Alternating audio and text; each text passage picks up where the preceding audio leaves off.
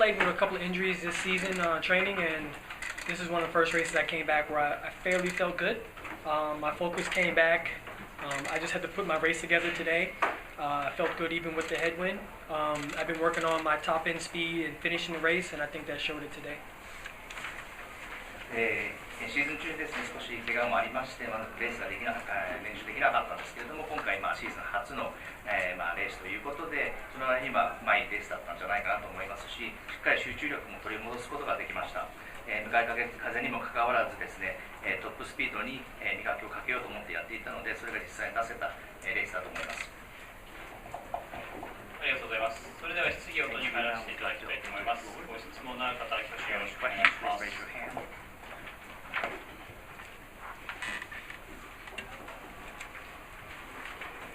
マイクの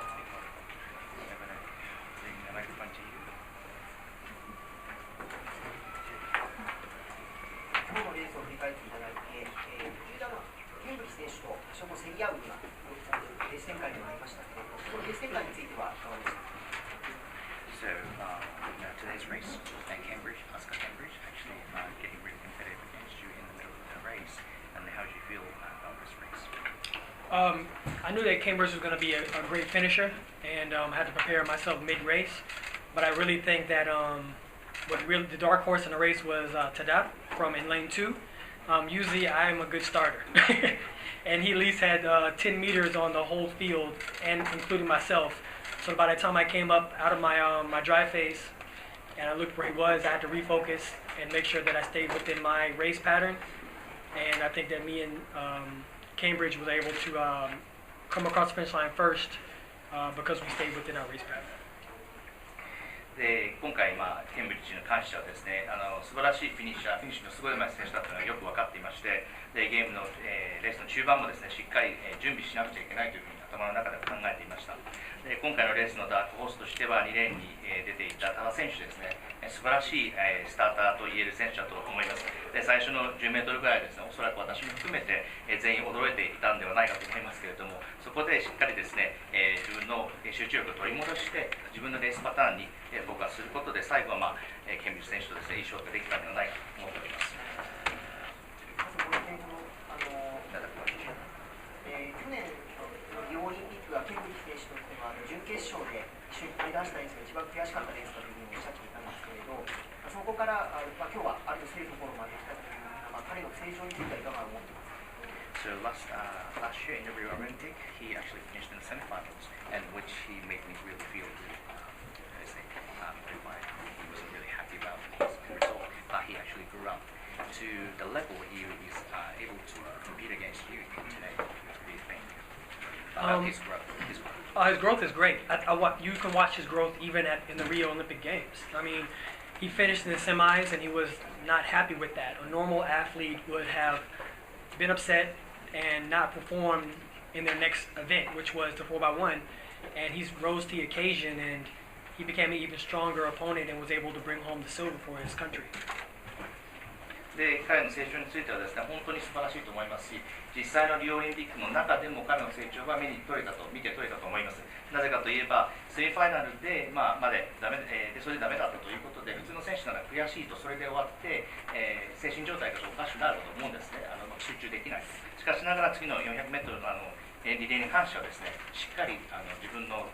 パフォーマンスを戻して銀メダルを持ち帰ったということが、その彼のリオでの成長の証明だと思います。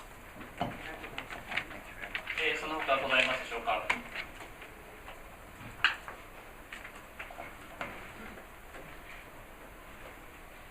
少々お待ちください。マイクをします。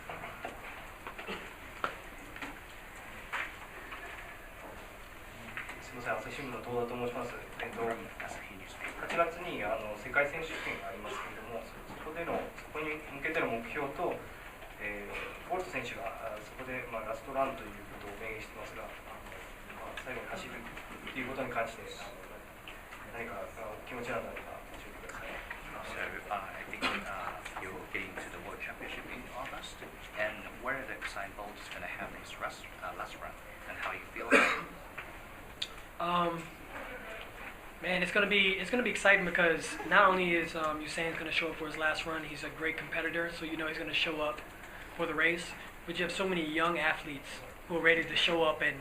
fill that void, to be great. So they're going to show up ready to run very fast too. So I think it's going to be very exciting this season. I think everyone is kind of pacing themselves and not running very, very fast early so they can be able to run very fast for the finals.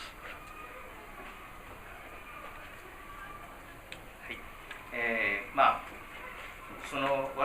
世界選手権についてはですね、ものすごくワクワクするような、レースになっていくと思います。ウサイン・ボルト選手、すごい競争心の強い選手なので、絶対にその、世界選手権の、種目に関してですね、準備をきっちりしてくると思います。同時に若い選手たちも、じゃあウサイン・ボルトがラストレースだということで、その後の今後を埋めてやろうというふうな気持ちで出てくる選手たちが、出てくると思います。ですからこのシーズンに関してはものすごく胸躍る、ものになるかと思いますし、全員がですね、最初の段階ではそれほど力を入れずに、予選を突破していって、最後のファイナルに全力をぶつけていこうというふうな走りになっていくかと思います。次、少々お待ちください。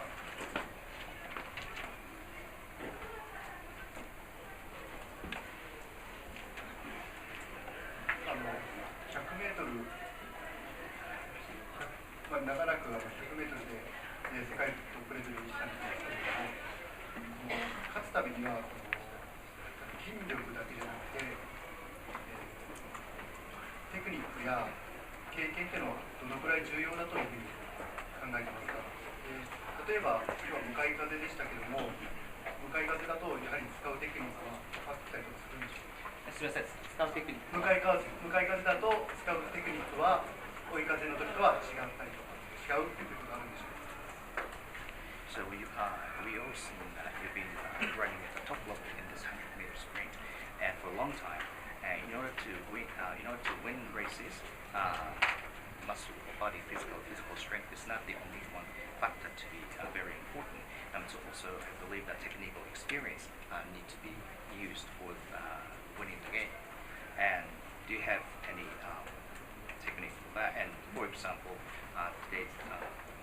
you have a technique to go against headwind. And do you have any other one which will be different for running in tailwind? Are they different? Yeah, I understand. Technique is very important, especially for 100-meter runners, because you have a short distance to run, but you have to run very fast. And to be able to the difference between someone who can run fast and strong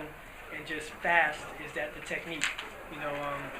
So when you're dealing with a headwind, it's about your angles, staying low, driving out the blocks, making sure that you don't stand straight up and you have to fight against the wind to be able to run. You want to be able to have the force of your drive phase to be able to carry you down the track and make it an easier race. And for a tailwind, that's just icing on the cake. You have the wind behind you, and you just run a great race, and you stay within your form, and you'll have a good time. テクニックというのはやはりすごく 100m の選手に関してはですね、テクニックというのは非常に重要です。なぜかと言いますと、レース自体はすごく短いですけれども、早い時間であっという間に終わってしまいます。ですから人によってはですね、速い、そして同時に力強い走りもできる選手もいれば、速いながらですね、テクニックをきちんと使っていく選手もいると思います。向かい風に関して言えば、姿勢をきっちり低くしてですね、その影響を受けないように、スターティングブロックからしっかり走り出して、その姿勢を維持しながら前に進んでいくと、そしてレースを終わらせると。で同時に、追い風に関して言えばですね、これはもう本当に追い風というぐらいですから、自分の加勢になるということですよね。ですから走っている間、自分のフォームにきちんと集中をしてですね、それを維持しながら追い風の影響をうまく使って出して前に進むようなテクニックを使っていきます。その他ございますでしょうか。